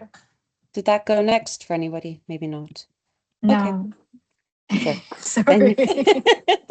That's fine. We'll roll with it. I'm going to keep my part as short as I can because I really want to hand over to Vicente to talk about the project. But I just want to contextualize, our support because if you go to the next slide, you'll see that the Two Care Foundation is a nonprofit, and the way that we engage with GTPI is being a supporting organization. So since we joined GTPI, we've really tried to engage really actively. We've been working with Svetlana and Joe and the team because we really have seen in the last few years that that working collaboratively, as Svetlana says, really does drive impact, multiplies that impact, and it produces some really nice projects and results on the ground. So if you go next to the next slide. Oh, you already have. Sorry, the previous one. It wasn't syncing on my side for some reason. So as you can see, the Two Care Foundation does support financially, but we also really leverage our linkages to the tourism industry. We have in-house expertise. We have been running projects for the past 10 years, and we really foster collaboration between those projects. And now if you go to the next slide, you'll see our GTPI commitments really embody all of that. It's everything from raising awareness, but also using the existing tools that GTPI has been producing, incorporating those tools and that knowledge that is coming out into our projects. You'll see a bit more about that later, but also really trying to produce knowledge and also learn from that knowledge. So these are our commitments that you could read in more detail later on. But if you go to the next slide, we do have 10 programs, but the program that's most closely related to this initiative is the Destination Zero Waste program that most recently has had a change in the description. So previously we were really focusing more on the downstream. We were focusing more on collecting waste out of the environment. We're focusing on upcycling, recycling, which are still relevant and important because there's so much waste out there, but eliminating the plastic at the beginning, at the source, closing the tap is really what's going to drive impact and what's going to make an impact, especially on island destinations that even if you build infrastructure, you won't be able to manage all of that waste that is increasing as the tourism increases, right? So there needs to be solutions from all ends. So if you go to the next slide, this is just a snapshot of where we have our projects currently running. We usually run multi-year projects. So this number changes quite often, but you'll see that we cover quite a bit of ground. And if you go to the next slide, you'll see the impact that I was talking about. So even though, we are collecting metrics on plastic waste collected, recycled, upcycled, you'll see that the plastic waste avoided is just much, much higher. The impact you can have is much greater. So this just really shows that in numbers. And if you go to the next slide, then you'll see some of the ways that we are engaging with GTPI a bit more closely. So on one hand, as I was mentioning earlier, we've made some improvements to our framework and to our program by adding avoidance as a key metric. We've also been involved with the capacity building workshops, so the train the trainer workshops with Joe as well. So we were co-hosting in Mauritius and Bali, and actually that Bali project led to the development of a pilot and now more recently to a scale up. So we're really driving impact and learning and not just talking, but actually taking action. And then the third way is through projects. So as Svetlana was mentioning, we integrate this into our projects, and Cancun will be a really nice example of that. We apply the guidelines, we encourage partner organizations on the ground to implement the tools, to refer to the guidelines, and incorporate that into the project design. So if you go to the next and final slide from my side, and this is really just a slide to build a bridge to Vicente's presentation. He'll go into more detail, but this just shows how exactly we designed the Destination Zero Waste Cancun project. You'll see there's a multi-year partnership with Sustentur. The objective is really to tackle single-use plastics, and looking at the systems, trying to avoid but also recycle. We are really encouraging the businesses to sign up to GTPI and also report on GTPI, which, as we know, produces some really nice impact reports at the end of the year. So without further ado, I'm handing over to Vicente. Thank you so much, Veronica. And I'm always feeling a bit hyped up when I listen to your presentation. It's really nice. Thank you. Thank you for your support for the GTPI. It's a great pleasure to have this collaboration with Story Care Foundation. And now handing over to our fantastic partner in Sustentur, Vicente, who has been also a long-standing partner of the Global Tourism Plastics Initiative. Thank you, Svetlana and Veronica. It's an honor to be here and to talk about this project that we are conducting in Cancun. Just to let you know, Sustentur is a social enterprise that works in Mexico and Central America with the tourism value chain and assess and support the tourism sector to implement policies and practices related with sustainable tourism. And we are presenting today this project, the Cancun Circular Tourism Project, that is a project that we are implementing with the support of so many partners, including Tweaker Foundation. Just as a background that we thought it's important, we started working with the One Planet Network in 2021 through the Glasgow Declaration. And we signed the Global Tourism Plastic Initiative as a supporting organization in 2023. But at this time, in 2022, through a cooperation project funded by the German cooperation, the GIC, we developed a guide that is really aligned with the topics that Joe and Svetlana presented in the previous project, that is developed the Menos Plástico Guide. That is a guide for hotels and other tourism suppliers that aims to reduce the unnecessary plastic in hotel operations. We implemented this guide in around 60 hotels in Mexico and Central America. We had a pilot project. So I think it's interesting because this guide is a good resource for our Spanish language countries. No, that is sometimes it's not easy to find resources, but you can find this in the. I can share the link, but you can find this in the One Planet Network platform. And we supported 20 hotels to join the Global Tourism Plastic Initiative. From 2022 to 2024, we worked implementing these guidelines, visiting the hotels, doing assessments, and supporting them to reduce, to change processes, and also to find some alternatives for plastics. During 2020, by the end of 2024 and 2025, thanks to UNIP and thanks Svetlana for that, we have this relation with the Tweaker Foundation. And we started to think how to bring this Destination Zero Waste program to our country and to our city. We are based in Cancun, but we work in other destinations, but we started working with the Cancun Hotel Association to present a project to the Tweaker Foundation that was approved a year ago in the month of June. And one of the first activities that we did was to commit the municipality of Cancun, as Svetlana mentioned, to be part of the Global Tourism Plastic Initiative. We are starting the process that the Hotel Association of Cancun becomes as well a partner of the Global Tourism Plastic Initiative. And the next one, please. We are implementing a project with these activities that you can see in this slide. Just to mention that the focus of the project is on plastic and glass. But we are implementing other activities, not only with these elements, but also trying to have a circular economy approach at the hotels, but more broader than the hotels at the destination. And that's why we're working with the municipality, with hotel associations and other partners. We are doing an assessment of waste management from tourism in Cancun, not only plastics and glass. We know, for example, that 50% of the waste of the hotels comes from organic waste. So this is going to be interesting also for other initiatives that you are implementing.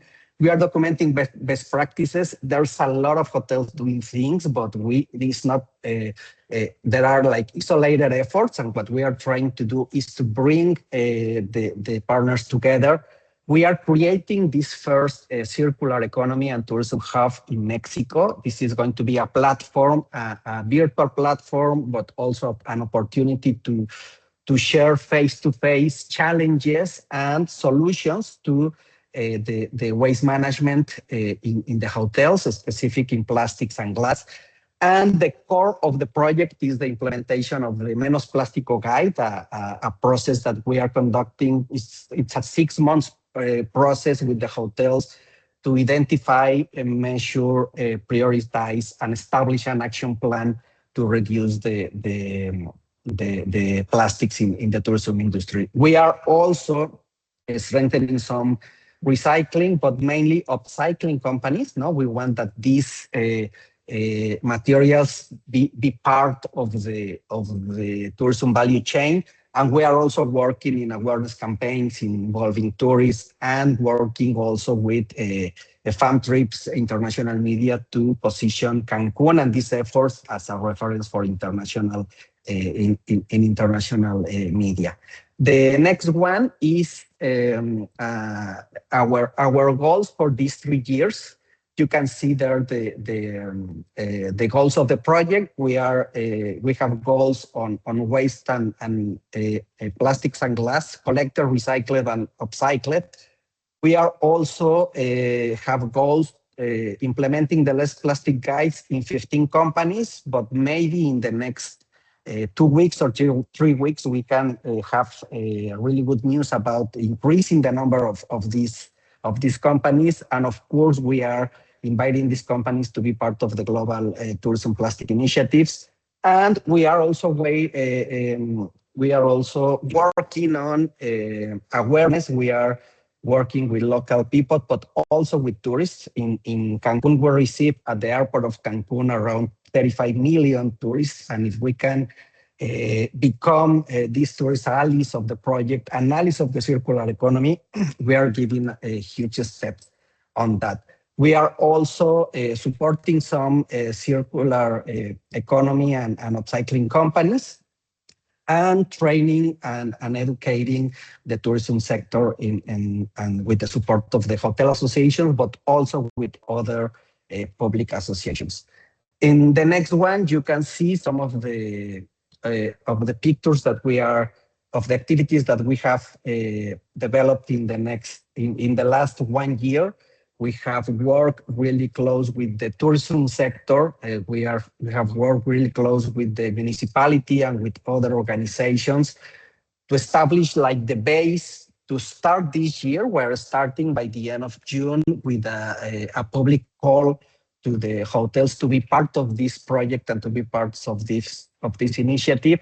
And we have also increased awareness. We have received some people from international press to talk about the project, but the main activities that we have done is to increase the awareness and to work together to have Cancun as a model of a circular economy. So I would like to take advantage of this to say thank you to the Twitter Foundation for the support, not only the financial support, but as a partner of the project, and of course to UNEP, the Global Tourism Plastic Initiative, and all the people that is involved in this project, that I'm sure that in the next 1 or 2 years is going to give a lot of information and practices, and we will be really glad to continue sharing the the objectives and the goals of the project. So thank you so much. And if you have any questions, we are open to answer.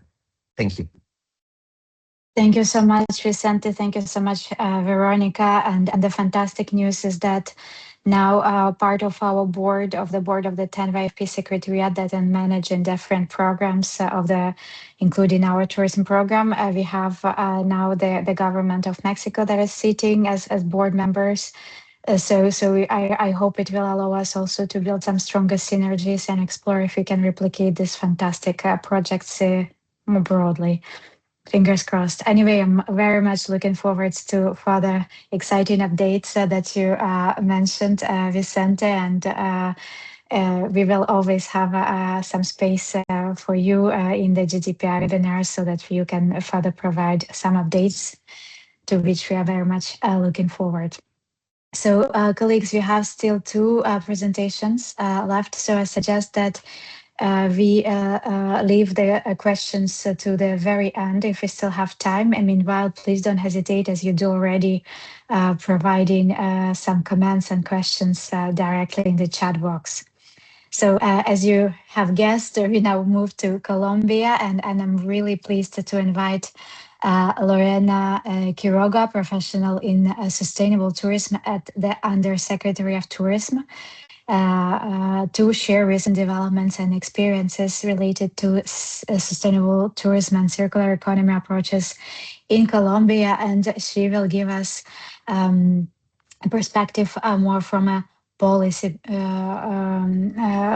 stance, which is also extremely interesting and complementary to the type of information we have been discussing today. So, Laura, now over to you. And I stopped sharing my slides because I believe you will be sharing on your end. So, over to you. And Roxana, I'm counting on your support as well to jump in if Lorena needs any assistance. Yeah, I'm here just for you to know. And also, Lorena, whenever you need any support or ease, just let us know. Thank you.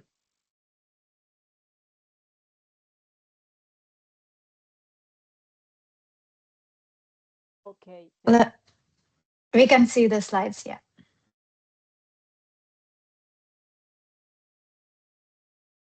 Okay. From the government of Colombia, through the Vice Ministry of Tourism, for the line of responsible tourism, we developed the initiative, the fight to reduce the plastic. It's important to say that sustainability tourism seek to minimize the negative impacts of tourism's activity while maximizing its long-term benefits for the environment and local community. We have a campaign. The name of the campaign is Campaign Left a Positive Footprint. The main objective of this campaign is raise awareness among the communities of tourism destination, tourist service providers, residents, and the entire value chain of the sector about responsibility and community and sustainability management of soil waste, thus protecting the country's natural and cultural resource, promoting the responsibility practice relates to the country's proper disposal of solid waste and circular economy. This campaign tried to change the mind and introduce a new products in the sector of tourism. We have a equal policy of sustainability tourism that the name is Unit by Nature, and the position is fundamental is an fundamental pillar to the development of tourism in the country as a factor the competitive of tourism business and social and cultural development locals.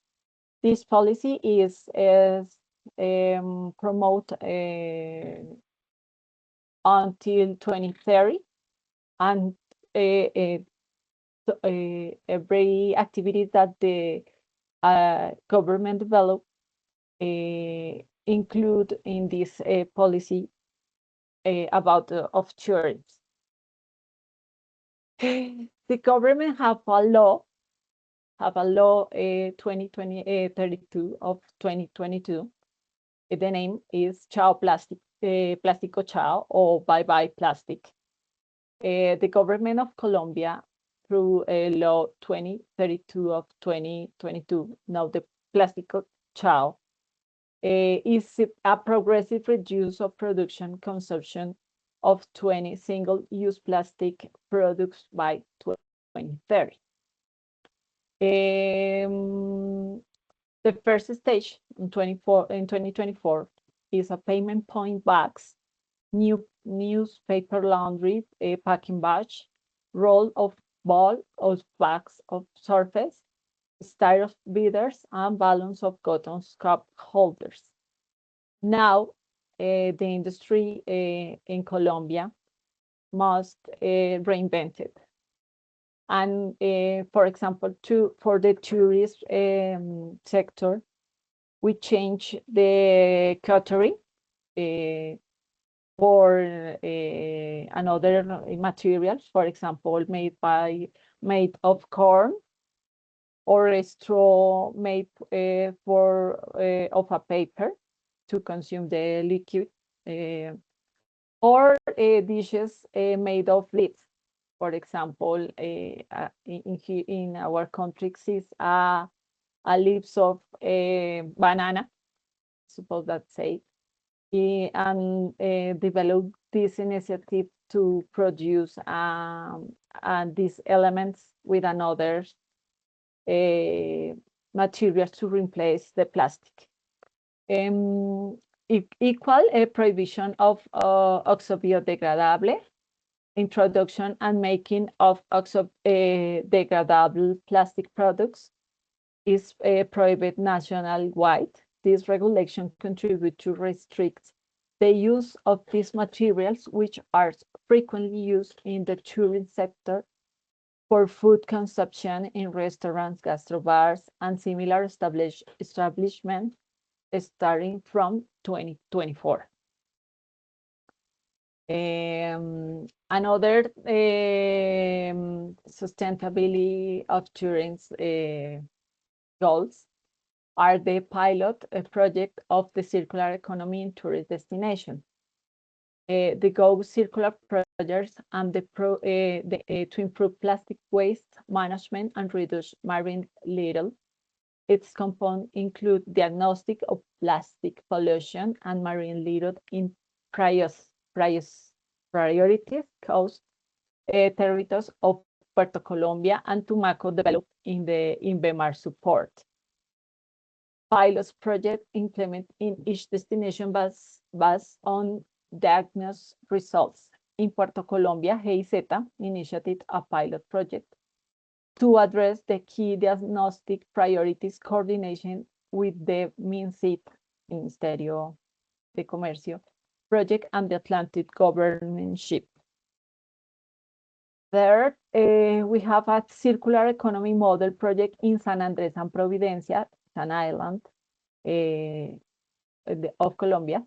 A structure of the project consider the circular economy model component and priority of the destination component defined for seaflowers include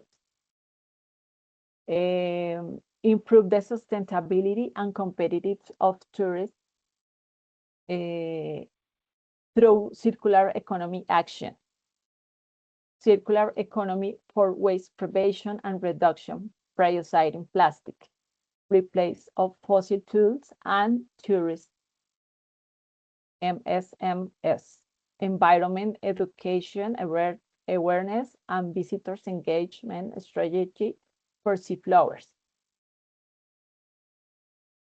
Stretching institution articulation. This project was include the terms of reference of the frame project strengthen the government of marine and coast spaces and resource of Colombia for Blue Gold and Equality Pro Blue 2, which in 2024 opened the call for tender to awards the contract.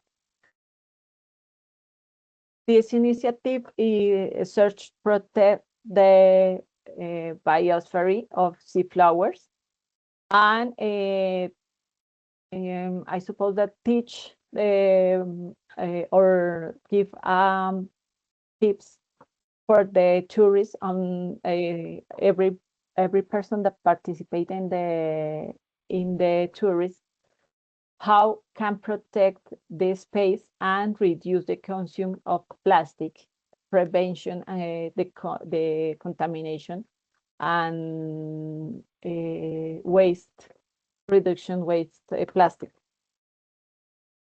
The other project is project MIPIMES or small and middle companies that search a circular economy en alojamiento de Colombia, Boyacá, Cundinamarca. Articulation of GEIZ, Go Circular or ProSAR project with MINSIT, Circular Economy Project in Tourist Destination and the Circular Economy Model in the accommodation subsector respectively. The Go Circular project are also articled with the diagnostic training materials and virtual community of practice project for accommodation establishment, including pilot initiative in Boyacá and Cundinamarca. So we make a pilot to place sustainability and search reduce the consume water or energy use, for example, solar panel to provide energy and use every space to material, for example, beds that make about the plastic and other things that is good to our country to practice and reduce the plastic. And then the finish, we have an initiative from the ministry, Less Plastic, More Planet campaign with the Ministry Environment Management System Frameworks. This campaign inspires public servants, contracts, and institutional stakeholders to reduce single-use plastic and adapt sustainable alternatives, implement in compliance with law 2032 of 2022. It reflects MINSIT commitments to ecosystems and biodiversity protection aligned with EMS objectives. Pack of reductions and replacement of single-use plastic. In 2023, the Ministry of Commerce, Industry and Tourism, the pack complied with law 2032 of 2022. This agreement seeks to progressively reduce and replace single-use plastic products and pollute ecosystems and threaten national biodiversity.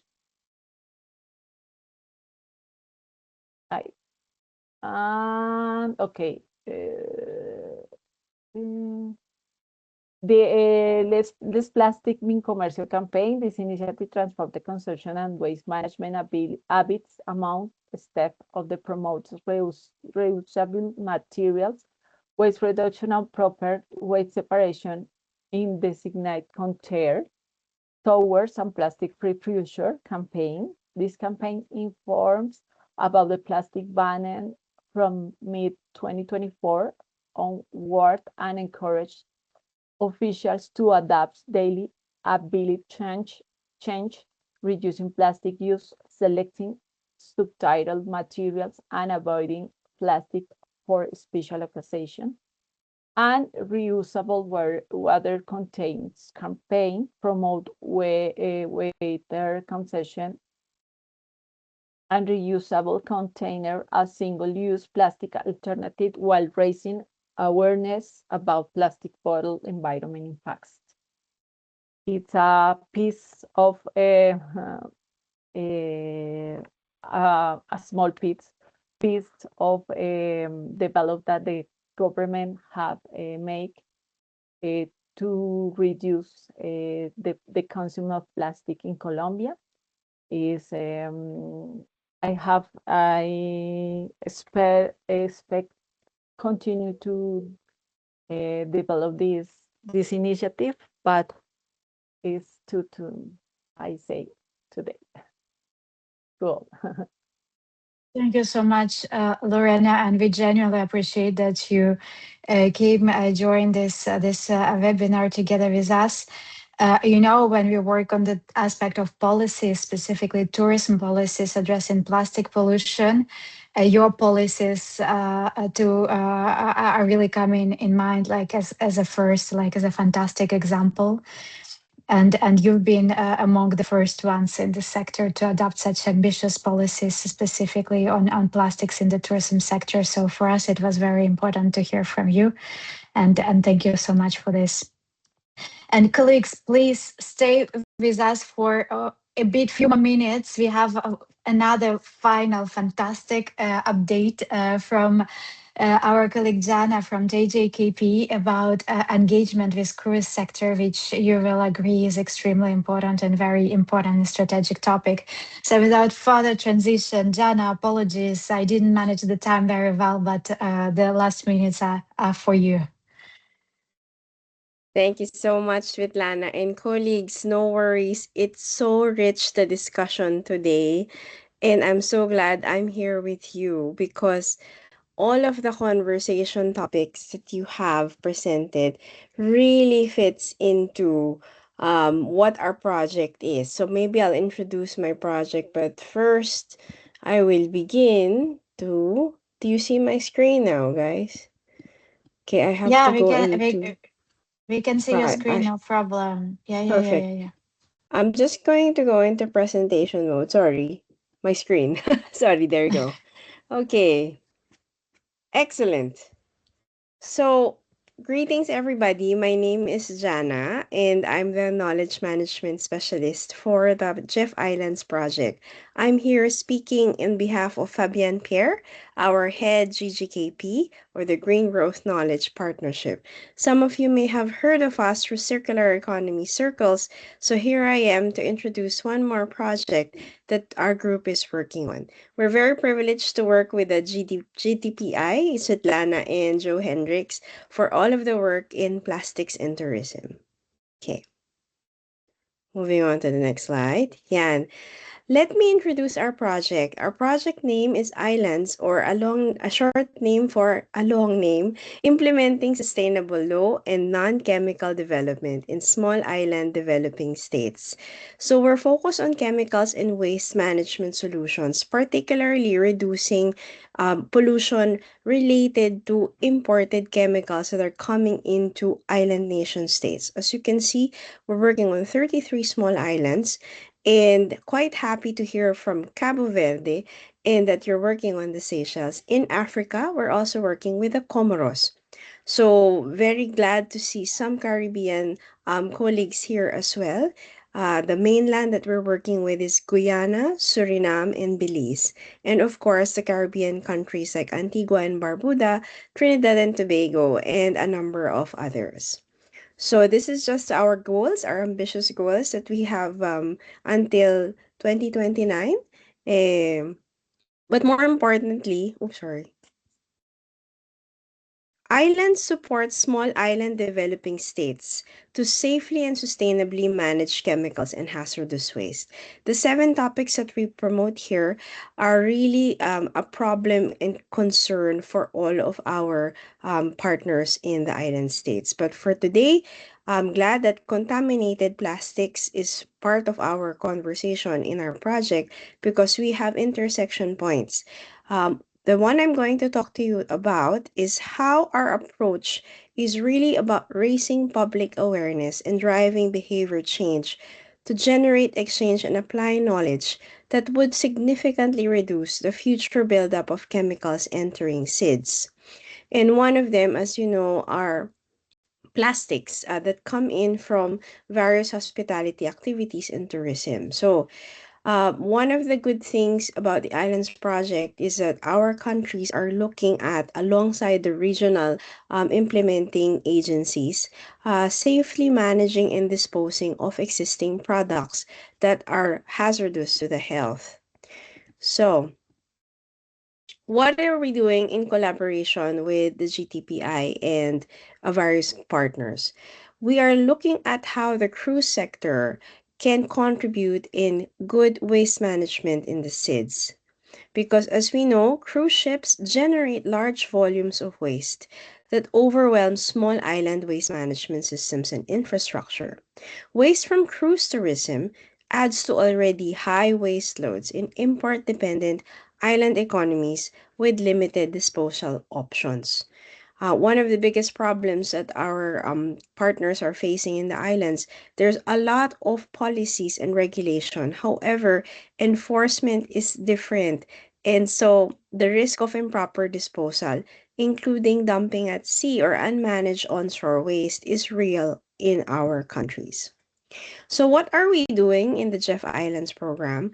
We're working with different global implementing agencies and regional executing agencies, such as the UN, UNEP, UNDP, FAO, and in the region. So, we're working with the Pacific Regional Secretariat for the Environment, the BCRC, centers in Africa and in the Caribbean, and also the Inter-American Development Bank. For this particular activity with Joe, we're looking at the Island Cruise Sector Coalition as an ambitious goal to establish, to bring together major cruise lines and to align best practices for waste management. Of course, it's cruise lines are a priority, but looking at the hotel connectivity and the circular economy approach is very important. That's why I'm so inspired to hear our African colleagues and our Mexico partners, also the Cabo Verde government leading the way for these kinds of commitments. So what's next for us? Actually, we're looking at the cruise waste landscape. So the pictures you see here is in Dominican Republic. So we start with our nations who have priority for plastics and tourism. So a few years ago, during one of our program activities, there was a solid waste management inventory. But right now, we found that there was limited or weak implementation capacity and inconsistent coverage in terms of MEAs or multilateral environment agreements like the Basel, Waigani, and Rotterdam conventions. There's a lot of gaps, so we are very grateful that Joe is here to help us conduct direct consultations with the regional island project teams to identify how they're working with major cruise companies and industry bodies. Back in 2022, our Caribbean team successfully spoke with the Iberostar Group and Amber Cove Cruises to see what kind of ways they can help reduce the plastic pollution in the islands. So hopefully through this study, we'll be able to integrate the cruise sector engagement in a broader public-private partnership for waste management and circular economy solutions. And because we span across all the four regions, we have Spanish, Portuguese, and French speaking partners as well. So I encourage you to look at our website and our Green Forum Exchange, our community of practice, and also on LinkedIn to stay adept and updated on all of our activities. That's it for me, Svetlana. Thank you. Thank you so much, Jana, and we really look forward to collaborating with you and supporting this super strategic and very interesting also project. So thank you so much for to all for your patience with us. We went slightly over time, but thank you so much for your participation. We have shared in the chat our email addresses, so please don't hesitate to reach out. And the recording of the session, together with the recording of the session number 1, will be posted in the coming days, just bear with us the time that we manage a bit the logistical aspects. And we will also upload on our website the presentations that you requested. So thank you all very much. It was fantastic to have this update. We all feel re-energized, even though tired. So big thank you to all of you, and have a fantastic end of the day. Thank you, colleagues. Bye. Thank you. Muchas gracias. Thank you. Bye. Muchas gracias a todos. Que estén bien.